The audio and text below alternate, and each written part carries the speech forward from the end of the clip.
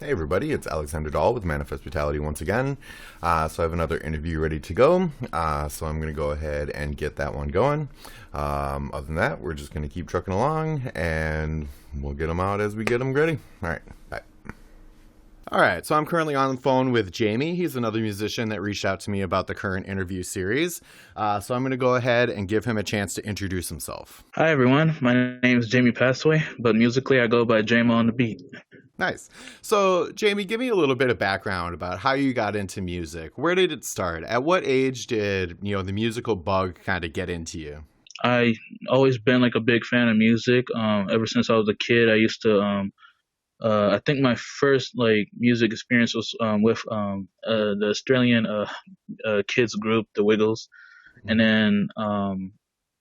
then during some family gatherings, I usually like listen to like Afro pop music, like music from Liberia or Nigeria, like a bunch of places in Africa, and then eventually, this, this like, let's see, one big story of mine is that how I got into music was, one day in the fifth grade, there was a girl that I liked, and she was a fan of Michael Jackson, and I kind of knew Michael Jackson a Mm-hmm. little, well, not like knowing, no, I know like of him, Mm-hmm. and one day there was this talent show that was going on, and I wanted to perform because I don't know, it just seemed like a good opportunity for me to try to at least like show her what I can do and stuff. So Mm-hmm. that day I performed "The Love You Saved" by the Jackson Five, and everybody seemed to like it. She liked it, and since then I've always been sort of like a big fan of music, and eventually the music that I'm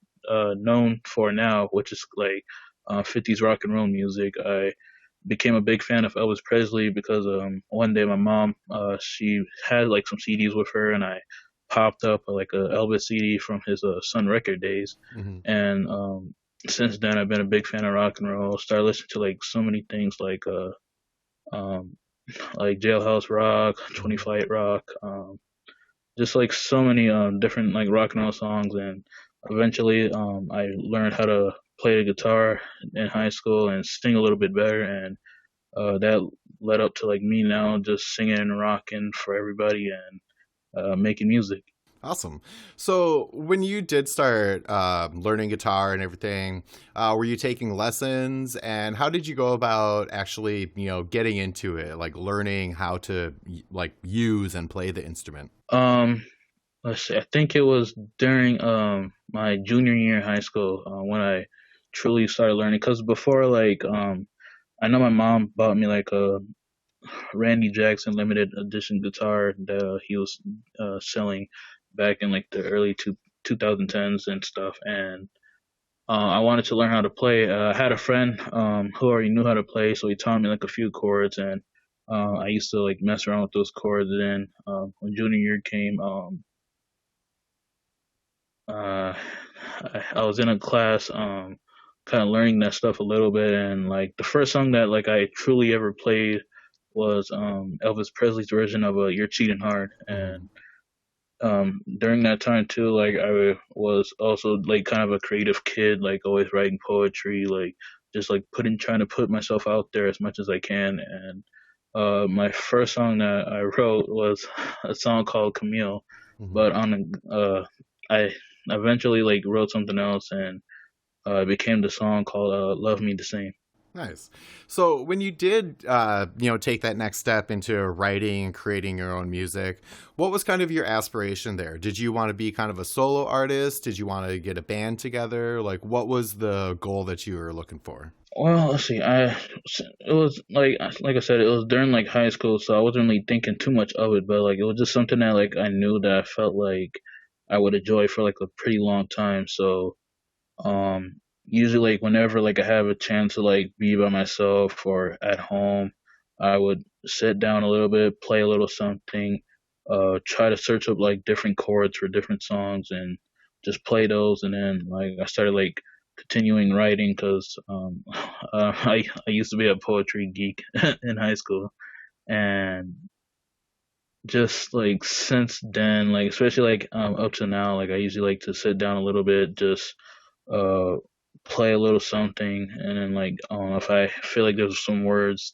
feel like some words to be a part of it, then I'll add the words. But there are also times too when I just write words and like try to express it by playing something around it. Sure. And so would you definitely say that you lean more towards being like a solo musician then? Yeah, technically I am, but just recently I started creating a backing group for myself, the J Lighters. Okay. Um, it consists of two guitarists, Drew and Thor, two saxophone players, Grant and Connor, a drummer, Ben, and a recent addition to the group, Mitchell, as our bass player. Awesome. And so you say it's recently. Was that been like in the past year with like all the pandemic stuff going on? You guys were able to get together and start making this thing happen? Yes, it was, I would say, late fall. I started creating the group because I wanted to at least like started playing with other people because, as you say, like you'll probably see myself as a solo artist, but Mm-hmm. I also like want to enjoy playing with other people. And with the J Lighters, I created a group specifically to have a chance to like co-op with other people, uh, have like different people who like can relate to the same type of music I'm into, Mm-hmm. and just have fun and be creative. Awesome. So, what would be like your aspirations? Like now that you have like your group together, you're collaborating. Do you want to get out there and do shows? Do you want to get into the studio to record music? Like, how do you see your next steps in like your formation process? Well, for now, like, since like the pandemic is still like a big sort of issue, like we're just taking our time now, like, um, individually, like some of us are either working on like other projects with other people, by self, or just doing like our daily jobs and stuff. For me, like I'm a college student, so Mm-hmm. I don't like I wouldn't say I don't have too much time on my hands to like practice or like have the band like meet up at a certain time, but Mm-hmm. I don't know. It's like since it's like we're all going through like hard times right now with the recent events. We're just taking it easy, but we do like try our best to like plan and meet up, and then eventually like we haven't signed up for like any like gigs or anything like Mm-hmm. that, but we are planning to hopefully like before summer, maybe during summer, and yeah, who knows. Sure, definitely. That's very cool. That those like formation phases, like when you're first getting a band together and practicing and everything, those can be really fun phases of learning your music and then also like kind of teaching your music to other people. Yeah, like it's definitely like a fun thing to do, and like I I know like the guys are also probably just kind of hearing my stuff and like kind of have a feel for it, and I'm surprised too like how they can adapt to it too, because like each of individually, like I know every one of them are very talented in their own way, and Mm-hmm. I appreciate them for like being a part of this because it's my first band ever, and Mm-hmm. I'm really happy to have them be a part of my group. Sure, definitely. So you kind of mentioned that Michael Jackson was one of the artists that you kind of emulated for maybe nefarious reasons. Um, but like, how would you say you kind of identified your voice, like the type of content that you wanted to sing about? Oh, nice question. Well, I like I s- let's see. I know when I first started singing like Michael Jackson stuff, like I was more focused on like the dancing part of it, but when it comes to like singing either his songs or like anybody else's, like I do try to like just kind of like sort of do the same thing what he does a little bit, but like I don't know, since it's just me singing, I try my best to either add a little something to it or uh just go for it because Mm-hmm. that's the sort of thing I believe in. Sure, definitely. And then how would you say that that sort of influence kind of uh, helps inform the way that you write? For Michael, like I know, like for some of the songs that he's written with other people or by himself, um, like his music is definitely definitely a big game changer like around the world, and like if anybody like just started listening to it the first time, like 50-50 they'll like it or might not like it, but it takes time to like at least appreciate something, or at least be neutral at the end of the day. Because Hmm. I feel like with artists and like music nowadays, there's always gonna be like someone who may have a dislike towards it, but I feel like you should at least like give it a little bit of a try, see like what you might like. You might catch a little something like, oh, there's a guitar bit in this, or Hmm. I like this drum piece that's going on here. And yeah, like with Michael, like he was always a creative genius in his own way, and um, like his just like everything about him is like pretty awesome. And I like to add that like bit into like my own writing. Like usually like when I'm writing music, I'm either like just sitting down somewhere, um, just writing away, or if there's like an issue in my life, I like to at least jot down a little something, put that into music, and just put it out there for fun. So you would essentially say that your main writing influence is kind of, your self experiences, what you've been through, and kind of how you can put that on the page. Yeah, yeah, either like experience or like I guess imagination in a way. Um, for example, one of my songs, "Dream Girl," I wrote that when I was at this Bible camp in Danbury, Wisconsin, called Luther Park, and um, there was a girl that I was kind of talking to in a way, but nothing really happened. I was just talking to her for fun, and Hmm. I remember I didn't exactly have words exactly for the song at the time, but like after talking to her and like she was telling me how like she's not really too much of a fan of like poetry and stuff. So Hmm.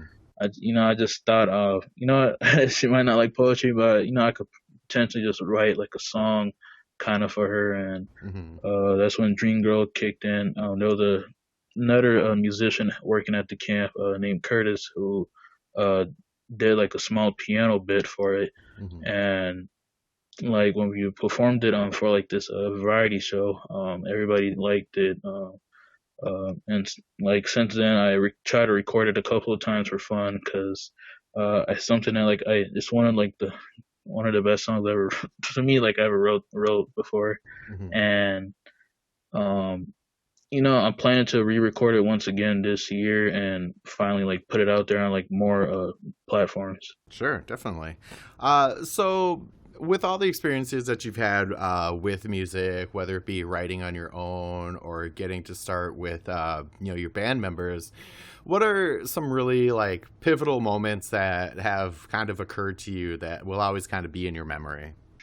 There's definitely a few stories. I know one for sure is the first time after high school that I I got the chance to perform live for people, um like outside of like school and stuff, Hmm. because like usually like like it's fair enough, but like like you as an artist and you do like want to like go to like different people, like see how they appreciate your music and stuff. And let's see, it was summer of 2018. Um, my mentor and um good friend Andy, he took me to this cafe. I think it was the Underground Music Cafe that used to be somewhere around here. Not the one. I think now it's located in Minneapolis, but before it was somewhere else. Hmm. Um, like we went over there. It was a open mic night, Hmm. and like I was just there, kind of scared. I was all dressed up. I had this pink jacket, dress jacket that I like to wear for like performing purposes, and Hmm. I was looking all sharp and stuff with the guitar. Hmm. And when it got to me, I sang one of my songs that I wrote called Fairmore, and I was kind of shy singing it a little bit. Like I think I like if I compare it to like um compare it then to like how I'm singing now, like it's definitely a kind of a big difference. And Hmm. um when I sang it then, like everybody was clapping, everybody was appreciative. Like even the mic presentator was kind of happy for me. So I don't know, I kind of felt good. And like also that night, met like a few friends, like talked to like a few other musicians and like performers, and yeah, that was a really good experience for me. Yeah, definitely. Those moments where you kind of get that validation. Those definitely help you kind of like you know get inspired to continue writing and stuff for sure. Definitely. Well, cool. Are there any other stories you want to tell? So this was back in oh okay yeah it was sometime in 2020 like early 2020 before like the whole pandemic stuff. So I was so in January I went to Kato's Records and Cafe to support a friend Mm-hmm. who was doing like a metal band sort of thing. Like different types of bands were there performing, and I was there to support my friend. Um, Even though I'm not too much of a metal person, Mm-hmm. I was just there to support a friend because Sure. why not?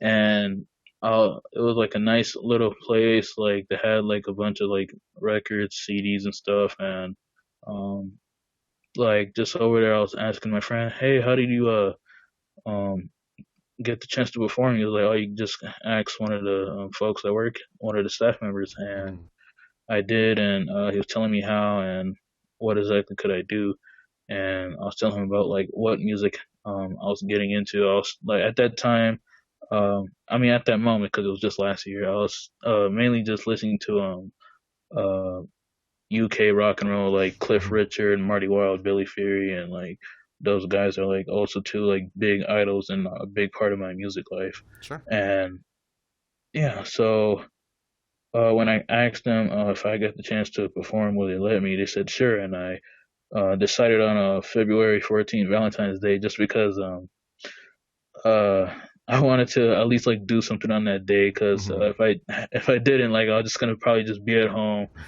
Sure. just doing homework and stuff. So yeah, I set up everything. It was kind of my first time too, like setting up a gig for myself because at that time my mentor was like at least like still kind of teaching me some things, but I just decided to do that for myself, and I'm kind of glad that I did because uh, I was planning like everything. I was also asking other like fellow musicians to perform along that night, and I had a few, but some of them had to leave last minute due to like other emergencies or Mm-hmm. like dates and stuff. So it was just Sure. me and what other yeah, it was just me and one other friend, Manny. That night, it was I wouldn't say crazy, but like I had like it was plenty of fun. Like a lot of people came. I got surprised with some flowers and like some candy and stuff. So I was like, okay, thank God. Mm-hmm. And we performed for 2 3 hours, just me and him. Just I performed for like the first hour or so, and then he performed for like a couple minutes, and from then me and him just were just messing around with each other and playing like different songs. And like the funny thing is like we didn't even like rehearse anything. Like like exactly when we came in, we set up. We went down to the cellar to at least like go over at least some things, but like we didn't like rehearse anything. It was exactly like our first time ever just like doing a collab because I knew him from high school, and like during this time I'm still in college. And he was kind of happy like he had the chance to perform because like he was telling me he always wanted to have somebody to like play guitar with, just have fun and jam out. And I was kind of happy that I gave him that chance. And that's kind of the same thing with my music. Like my hope is that no matter how long I'm in this in this business, I Mm-hmm. hope to make people happy with my music. And uh yeah. For sure, that's awesome. So, what are some links where people can kind of check out what you're doing and listen to your stuff? um so for so everybody's listening, I do got an Instagram, JMO underscored on underscore the underscore beat underscore official. Mm-hmm. And then I do have a Twitter, JMO on the beat, capitals on like all the first letters of the words. Mm-hmm. Um but I do gotta say that it's kind of, I would say it's, I would kind of say it's like more for like 18 plus. Like my music, I wouldn't really say it's for everybody, but like I Mhm. don't really mind exactly who's listening because I don't like cuss in my music as much. Sure. So, but like for like I guess like following on social stuff, like I would recommend like older people following instead. Sure, And definitely. yeah, yeah, and I also got a YouTube channel, Jame on the Beat. I recently just hit 100 subscribers, and I do thank everybody who's been following me since. Hmm. And lastly, to check out my music, you can check them out on my SoundCloud. Very cool. So I always like to give the person that I'm interviewing the opportunity to put out their last word. So just a message that you kind of feel resonates with you. My last words, well, I guess shall be, no matter no matter what happens in life, just remember to always be yourself. Always keep on grinding, keep going with anything you want to do, and eventually, life shall repay you.